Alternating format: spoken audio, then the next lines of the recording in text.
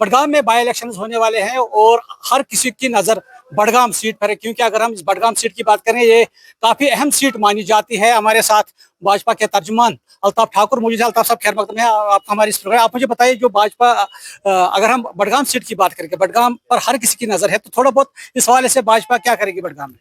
देखिए, अगर आप नेशनल कॉन्फ्रेंस का एक साल का रिपोर्ट कार्ड देखोगे, कल 16 तारीख को पूरा एक साल होने को है। उमर साहब ने 16 तारीख को ही शपथ उठाई थी, हलफ उठाया था। 365 दिनों में 365 झूठ उमर साहब ने बोले। किसी को मुफ्त बिजली नहीं मिली। 2% लोगों को वादा किया था कि मैं बिजली मुफ्त दूंगा।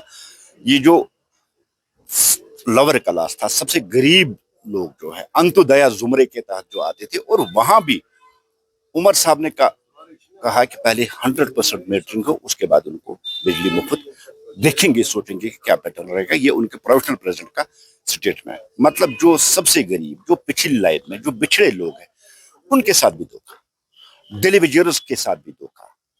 जो जवान जिन्होंने नेशनल कॉन्फ्रेंस को वोट डाला इस उम्मीद पे कि 1 लाख जॉब हमें मिलेगी, वहां भी धोखा, वहां भी झूठ। 12 गैस सिलेंडर, हमारी माँ बहनों, उनके साथ भी झूठ।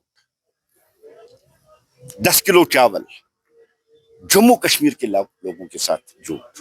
और ये झूठ आगवा रोल्ला साहब ने सही पकड़ा। उनका ज़मीर जिंदा है, उनकी आत्मा जिंदा है। नेशनल कॉन्फ्रेंस की ज़मीर और आत्मा दोनों चीजें मर चुके हैं, इसलिए वो झूठ पे झूठ बोल रहे हैं। ना उनके पास ज़मीर नाम की चीज कोई अभी बची है, और ना आत्मा उनकी झंझोड़, इस झूठ पे उनको झंझोड़ रही है। इसलिए नेशनल कॉन्फ्रेंस का जो झूठ है लोगों ने पकड़ा। नेशनल कॉन्फ्रेंस का डाउनफॉल शुरू हो गया है। और जिस तरह से बडगाम में आगोर अल्लाह साहब ने खुद उमर साहब के झूठ एक्सपोज किए, उमर साहब की कंपेनिंग करने से, नेशनल कॉन्फ्रेंस की कंपेनिंग से इनकार कर दिया।